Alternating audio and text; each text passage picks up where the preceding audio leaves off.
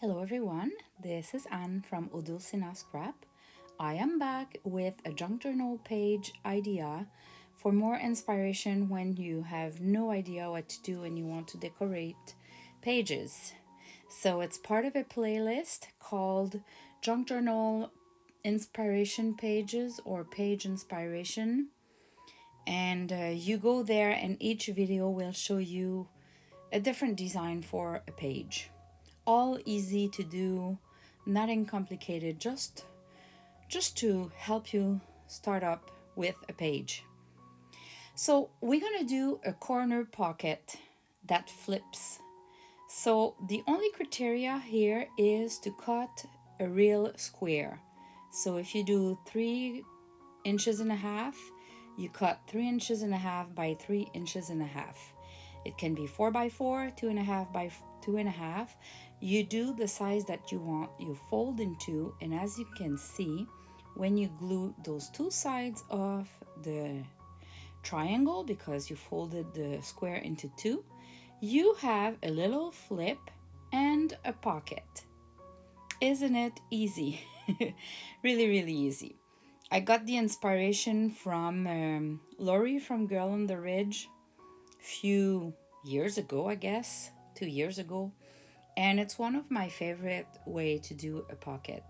I love the idea of the hidden journaling space when you open the flip. The only thing is you cannot put any decoration that is bigger than this flip there because you won't be able to open the flip.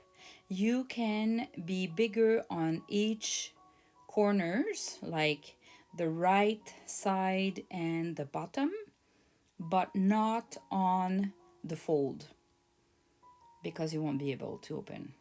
So I ended up picking the corner of a real thin vintage. I don't think it's a doily, we probably kind of a napkin. And it's so thin that I'm gluing it with my art glitter glue, but that could have been the hot glue if the piece would have been a little bit more thick, I would say. So just doing that, look at the result. It is so simple. And don't worry, I'm gonna do two examples of this kind of corner pocket. I'm doing this one with a lace, and I'm gonna do one with paper, just papers and decorations. Now, because we have a pocket, I thought I could decorate with something that is a little bit bigger than usual, like bigger than a postcard or something, because it's really not that big for the corner pocket. So I'm using the slim journal bundle that I have, the tall pages of the dressing room kit.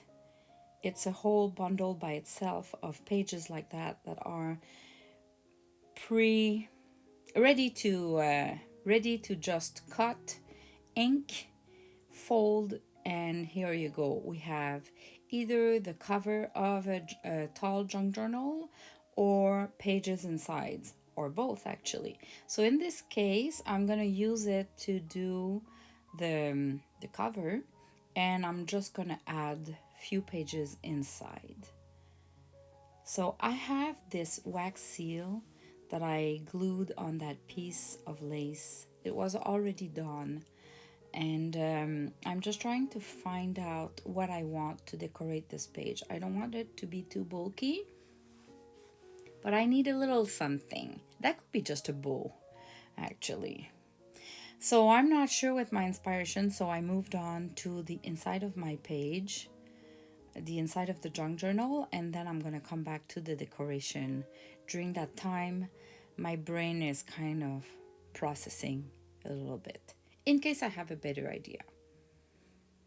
So I'm just trimming a page that goes inside, and I'm gonna do another one.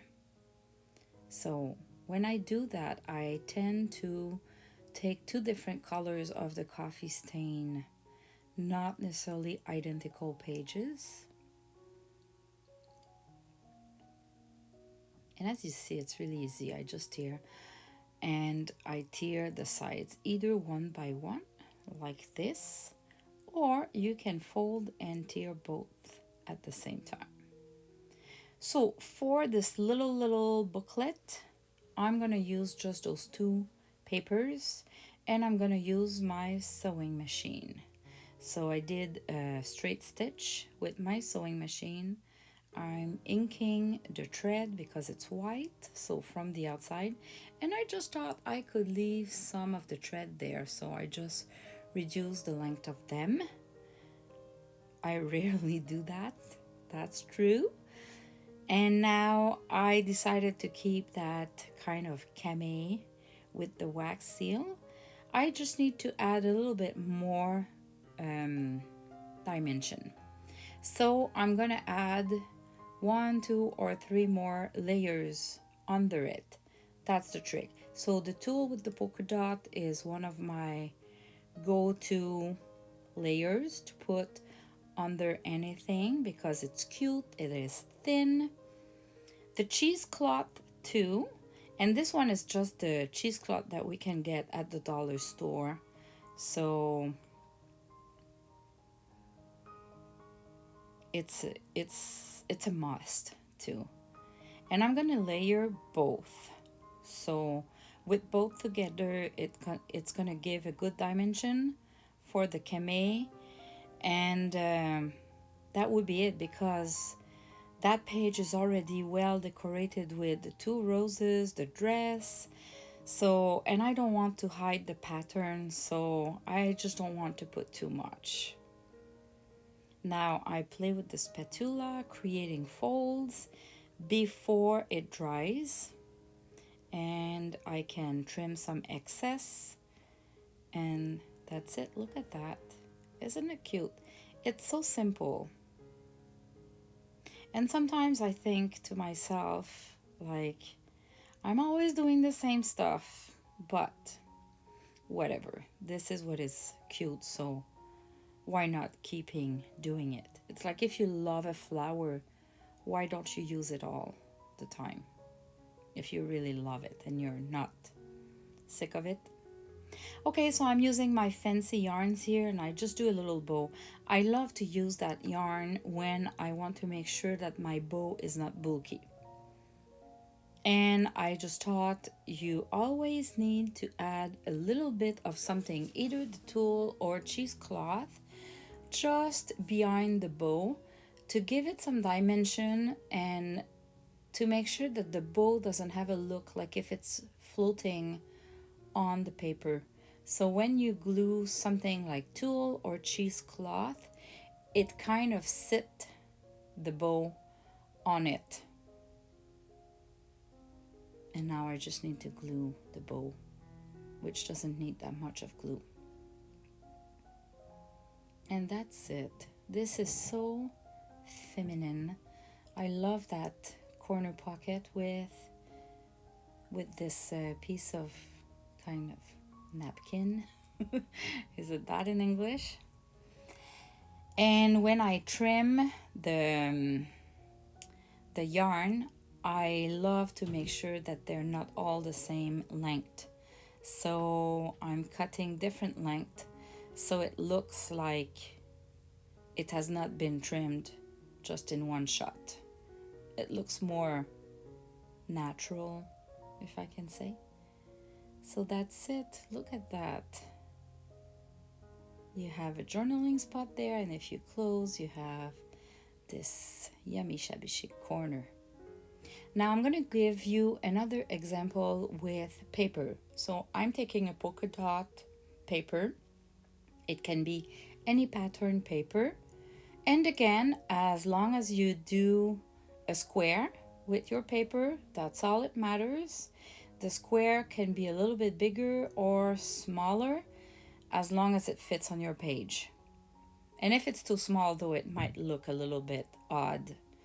But typically 3 inches squares and 3.5 inches square for a regular 9x6 journal is pretty the size that I'm using. You just glue 2 sides And here you go, we have a pocket here that we can open the flip and have a journaling spot inside.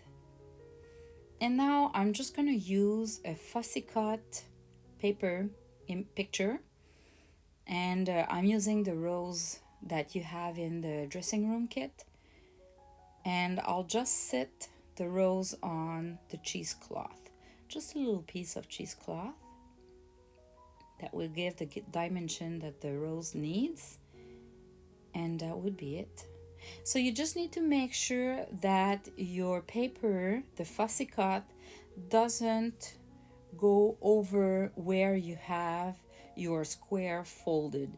It can go longer or larger than the corners on each side, the bottom and the left side in this example, but not to the middle, because then you would have a hard time to open the flip and that would fold your fussy cut picture. So you really don't want to go in the middle.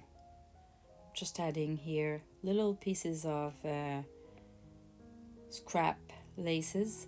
As you can see, I have a little container on my table, and every time I have like an inch or less or a leftover of something, I put it there. And when I'm looking for a little piece, I go there first. And if I really don't find, I can look somewhere else. But there's always something that I can use. It's just a matter of looking, right? And I love to use different colors, so I've added white at the beginning, so now I'm using a beige. So all together, it's not all the same, and it gives the dimensions and the colors. So now I'm going to decorate my page using, these are little scrappy pads that I've created using all my scraps of papers, like a pile of scrap of papers. I'm going to put the link in the description below of the tutorial. Same for these little papers. I did a craft with me video creating those, and as you can see, I always have those piles of stuff that they are no-brainer to do. I do them while I'm watching a video, and they're so useful when I want to decorate a journal. I just have to pick my favorite there in whatever I have, and everything matches together, so it works well. So hope it inspired you, and thanks for watching. See you in the next video. Bye bye.